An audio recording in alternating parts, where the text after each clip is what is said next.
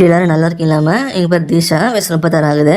இங்கே விருதுநகர் மாவட்டத்தில் சேர்ந்தவங்கம்மா. இப்போ ஒரு நல்ல குணம் உள்ள அதே நேரம் நல்ல வசதி சேர்ந்துருக்கிற ஒரு பெண் தேட்டருக்கீங்க அப்படின்னா இந்த வருடம் உங்களுக்கு தாம்மா. நம்ம சேனலை தொடர்ந்து பார்த்து சப்ஸ்கிரைப் பண்ணாமல் இருந்தீங்கன்னா சப்ஸ்கிரைப் பண்ணி வச்சுக்கோங்கம்மா. அப்போ தான் புது புது வரங்களை மிஸ் பண்ண உடனே பார்க்க முடியும்.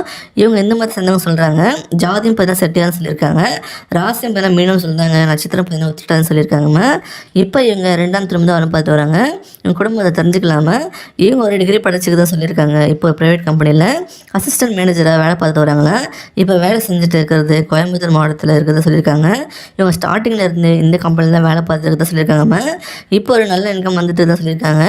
நல்ல வசதியான ஃபேமிலி தான்மா. இவங்க அப்பா பார்த்தீங்கன்னா பெரிய அளவில் விவசாயம் பண்ணுறது தான் சொல்லியிருக்காங்க. கூட்டு பண்ணி விவசாயம் பண்ணுறத சொல்கிறாங்கம்மா. ஆடு மாடு கோழி வளர்த்துட்டு தான் சொல்லியிருக்காங்க. இவங்க அம்மாவும் சேர்ந்து பார்த்துக்கிறாங்களா. இவங்ககிட்ட வீட்லையும் பண்ணையிலையும் சேர்ந்து ஒரு 15 பேர்கிட்ட வேலை பார்க்குறாங்களா. அந்தளவு நல்ல வசதியோட இல்லாமல் இவங்க கூட பிறந்தவங்க பார்த்தீங்கன்னா ஒரு அக்கா இருக்கிறத சொல்லியிருக்காங்க. அவங்களுக்கு மேரேஜ் ஆகி தனியாக செட்டில் ஆகிட்டாங்களாம்மா.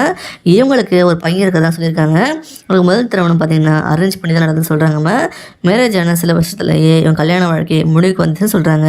அவர் உடம்புல ப்ராப்ளம் வந்து படுக்கையாக இருந்து தவறிட்டு தான் சொல்கிறாங்க.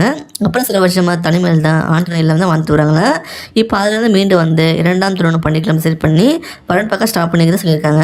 இவங்க இன்னும் சில மேட்ரிமோனியில் பதிவு செஞ்சு வச்சுருக்காங்களா. அதனால் இவங்களை பிடிச்சிருந்தா சீக்கிரம் சொல்லியிருக்காங்கம்மா.